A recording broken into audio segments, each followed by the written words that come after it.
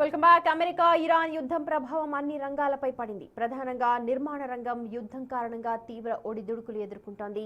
Cement, iron ధరలు పెరగడంతో business చాలా వరకు తగ్గిపోయింది అని వ్యాపారవేత్తలు చెబుతూ ఉన్నారు. దీంతో నిర్మాణాలు ఎక్కడికక్కడ ఆగిపోయాయి. యుద్ధానికి ముందు టన్ ఐరన్ 60,000 ఉండగా ఇప్పుడు అది 70,000కు పెరిగింది. ఇక సిమెంట్ బస్తాపై సుమారు 60 నుంచి 70 రూపాయలు పెరిగింది. దీంతో నిర్మాణ రంగంలో పనులన్నీ కూడా ఆగిపోయాయి. పూర్తి సమాచారాన్ని మా ప్రతినిధి షణ్ముఖ్ అందిస్తారు. అమెరికా ఇరాన్ యుద్ధం కారణంగా భారతదేశంలో ఉండేటటువంటి వస్తువుల రేట్లు అనేది విపరీతంగా పెరిగాయి. తినే తిండి దగ్గర నుంచి కన్స్ట్రక్షన్ ఫీల్డ్ వరకు చాలా వరకు ప్రభావం పడింది. కొంతమందికి ఉపాధి కూడా ఇప్పుడు ఇబ్బంది కలిగినటువంటి పరిస్థితి.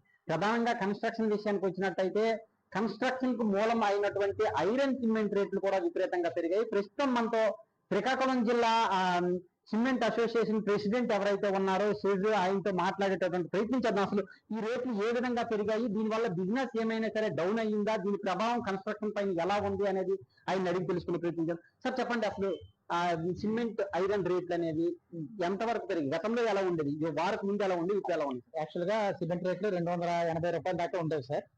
జిఎస్టీ కేంద్ర ప్రభుత్వం జిఎస్టీ 28% నుంచి 18% తగ్గించడం వల్ల 250 రూపాయలకి వచ్చి పేద ప్రజలకి, మధ్యతరగతి ప్రజలకి అందరికీ అందుబాటులో సిమెంట్ దొరికేది.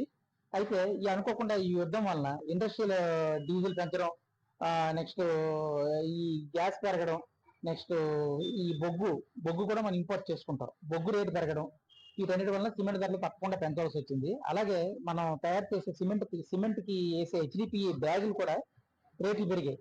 హెచ్డిపిఈ బ్యాగ్స్, ఈ బ్యాగుల తయారీ కూడా కావాల్సిన మెటీరియల్ మనకి దిగుమతి చేసుకోవాలి. ఆ మెటీరియల్ కూడా ఇన్ టైంకి రాక ఈ సిమెంట్ రేట్లు తప్పక పెంచవలసిన పరిస్థితి వచ్చింది.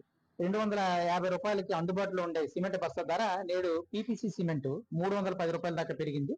నెక్స్ట్ ఓబీసీ 53 గ్రేడ్ సిమెంట్ 270, 280 ఉండేది, అది కూడా 50 రూపాయల దాకా పెరిగి 320, 330 దాకా వచ్చింది. దీనివల్ల మాకు రేటు పెరగడం అనేది తప్పక పెంచవలసి వచ్చింది. దాంట్లో ఎవరు ఏం చేయలేము మనం.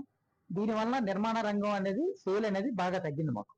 మాకు సేల్ తగ్గడం వలన పనిచేసే భవన నిర్మాణ కార్మికులు కానీ, మా దగ్గర పనిచేసే కళాసులు కానీ అందరికీ పని తగ్గింది. పని తగ్గడం వల్ల వాళ్ళ ఆదాయం తగ్గి వాళ్ళు ఇబ్బంది పడుతున్నారు.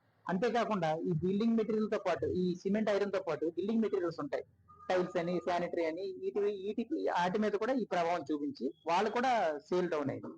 సరే, ఇప్పుడు చూసుకుంటే ఐరన్ రేట్ అనేది గతంలో ఎలా ఉండేది, ఇప్పుడు ఎలా ఉంది? ఐరన్ గతంలో 60,000 రూపాయలు, 60,000 దాకా ఉండేది. అది కూడా ఇప్పుడు సుమారు 10,000 రూపాయల దాకా పెరిగి 70,000 పైన. పైబడిన స్టీల్ ప్లాంట్ అయితే 70,000 పైన, మిగతావైతే సుమారు 70,000 దగ్గరలో ఉన్నాయి. స్టీల్ రేట్ కూడా పెరిగింది. సరే, మరి ఇంకా సేల్స్ ఏమైనా పడిందా? గతంలో ఎలా ఉండేది, ఇప్పుడు ఎలా ఉండదు? సిమెంట్ విషయానికి సేల్స్ అయితే బాగా తగ్గాయి.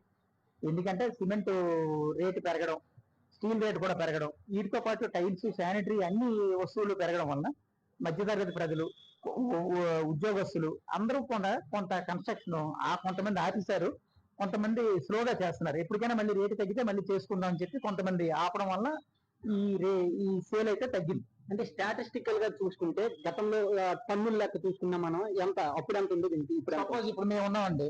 సపోజ్ ఒక డీలరు, ఒక సాధారణ డీలరు 2,000 టన్నులు సిమెంట్ అమ్మిన డీలరు ఈ రోజు 1000 టన్నులు, 1,1100 ఆ రేంజ్కి వచ్చారు. అంటే 50% పైన సేల్ డ్రాప్ అనేది జరిగింది.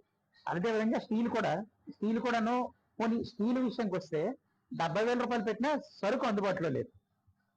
స్టీల్ అనేది ఎంత రేట్ ఇస్తా, ఇప్పుడు 70,000 కాదు 72,000 ఇచ్చి కొంటా ఉన్నా సరుకు అందుబాటులో లేదు. అది పరిస్థితి. సేల్ అయితే మటుకు అందరికీ మొత్తం జిల్లా వ్యాప్తంగా లాస్ట్ టైం మార్చిలో ధరలు అందుబాటులో ఉండడం వల్ల రికార్డు స్థాయిలో సేల్ జరిగింది. మార్చిలో ఎవరు ఊహించని అంత సేల్ జరిగింది సిమెంట్, స్టీల్. అది ఈ నెలకు వచ్చేసరికి పూర్తిగా మందగించింది, స్లో అయిపోయింది. సరే, ఇంకా కన్స్ట్రక్షన్ ఫీల్డ్ లో ఉండేటటువంటి వాళ్ళు ఉపాధి విషయం పక్కన పెడితే మీ మీద ఆధారపడేటటువంటి వాళ్ళ పరిస్థితి ఏంటి? వాళ్ళకి ఇప్పుడు ఏమైనా జీతాల విషయంలో ఖర్చు చేయడం కానీ లేకపోతే ఏమైనా జరుగుతుంది? మా దగ్గర అంటే ఇప్పుడు గుమస్తాలో వాళ్ళు ఉంటారో వాళ్ళకి జీతాలు ఇవ్వక తప్పదు. కళాశీలకి అనేది ఏంటంటే ఏ రోజుకి ఎంత పని చేస్తే ఆ రోజు డబ్బులు వాళ్ళకి. ఒకవేళ పని అవ్వలేదు అనుకోండి, వాళ్ళకి డబ్బులు ఇవ్వరు. పాపం వాళ్ళు పరిస్థితి బాగోక మనం ఏదైనా వ్యక్తిగతంగా సహాయం చేస్తే చేయాలి తప్పించి ఎవరు గుమస్తాలకి వాళ్ళకి జీతాలు ఉంటాయి. కళాశాల పని చేసిన కళాశాలకి ఏంటంటే ఏ రోజు ఎంత పని అయితే అంత కూలి వాళ్ళకి వస్తుంది. అది పరిస్థితి. వాళ్ళని కూడా మాతో ఉన్న అనుబంధం కొద్ది మేము వ్యక్తిగతంగా ఆదుకుంటే తప్ప వాళ్ళు కూడా చాలా ఇబ్బంది పడుతున్నారు. అది మొత్తానికి ఏదేమైనప్పటికీ కూడా ఈ యుద్ధం కారణంగా ఐరన్ సిమెంట్ రేట్లు అనేది విపరీతంగా పెరిగినటువంటి పరిస్థితి కనిపిస్తుంది. ఇది పెరగడం కారణంగా సేల్స్ ఆగిపోయింది. దీనివల్ల కంప్లీట్ గా కన్స్ట్రక్షన్ ఫీల్డ్ అయితే మాత్రం కొంతవరకు అయితే మాత్రం అలా నిలిచిపోయినటువంటి పరిస్థితి. దీని మీద ఆధారపడేటటువంటి కన్స్ట్రక్షన్ కూలీలు ఎవరైతే ఉన్నారో వాళ్ళు కావచ్చు, ఇక్కడ ఐరన్ సిమెంట్ షాపుల్లో పనిచేసేటటువంటి వాళ్ళు కావచ్చు, వీళ్ళందరూ కూడా ఉపాధి విషయంలో కొంచెం ఇబ్బంది పడుతున్నటువంటి పరిస్థితి ఉంది అని చెప్పి అంటున్నారు. అయితే ఈ యుద్ధం మళ్ళీ తగ్గిన తర్వాత మళ్ళీ పరిస్థితి నార్మల్ గా వచ్చే అవకాశం కూడా ఉందని చెప్పి ఇక్కడ ఉండేటటువంటి వాళ్ళు ఆశాభావం వ్యక్తం చేస్తున్నారు. కెమెరామెన్ లక్ష్మణ్తో సందీప్.